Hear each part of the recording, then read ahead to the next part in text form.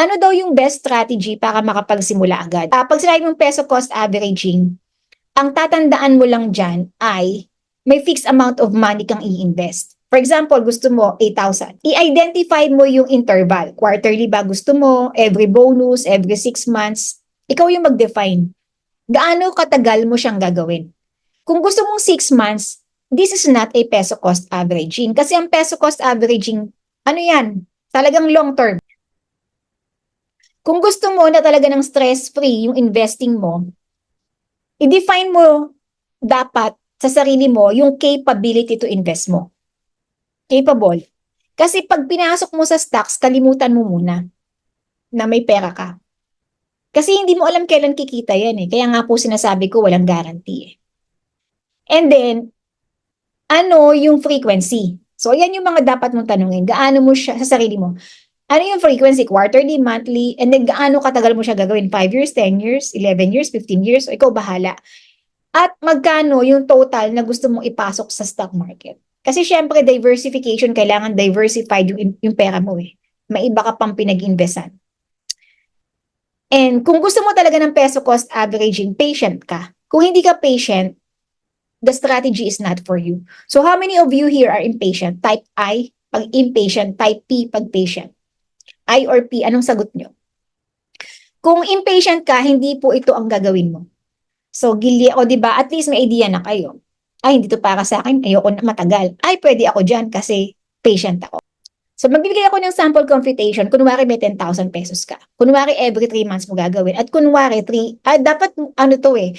At least maganda talaga 10 years. Pero ang ginawa ko na lang example is 3 years kasi nga mahaba yung data.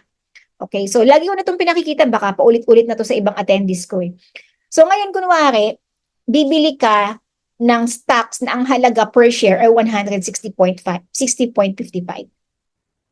Ngayon, pag dinivide mo yung 10,000, 62.28 yun. Ang mangyayari dyan, dahil 10 ang board lot, 10, 20, 30, 40, 50, 60. So, although 62.28 yan, 60 shares lang ang pwede mong bilhin.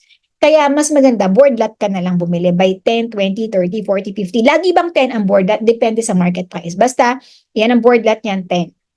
So, ngayon, ano mangyayari dun sa 2.28 mo? 60 shares lang kasi bibilin mo eh.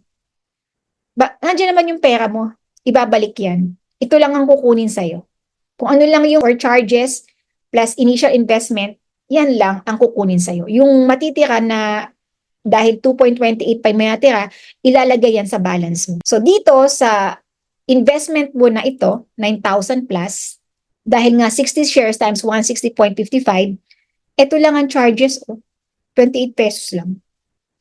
'Di ba? So ang total investment mo for this number of shares at this given price, 9,661 pesos. Ito lang yung charge.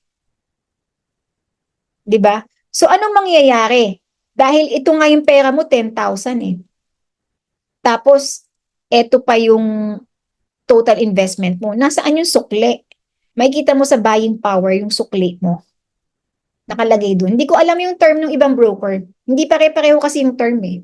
O baka sa isang broker buying power, sa iba baka hindi buying power. May kanya-kanya silang term. Basta nandun yung pera mo, hindi mawawala yan.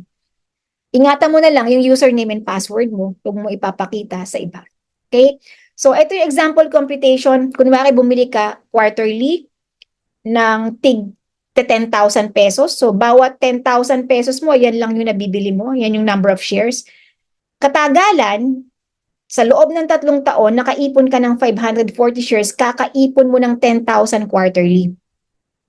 Katagalan, dahil whatever the market price, bumibili ka dahil hindi mo alam yung technical analysis, wala ka ding time, bumibili ka lang quarterly kahit anong presyo, mas mababa pa din yung average price nung iyong portfolio versus sa current market price.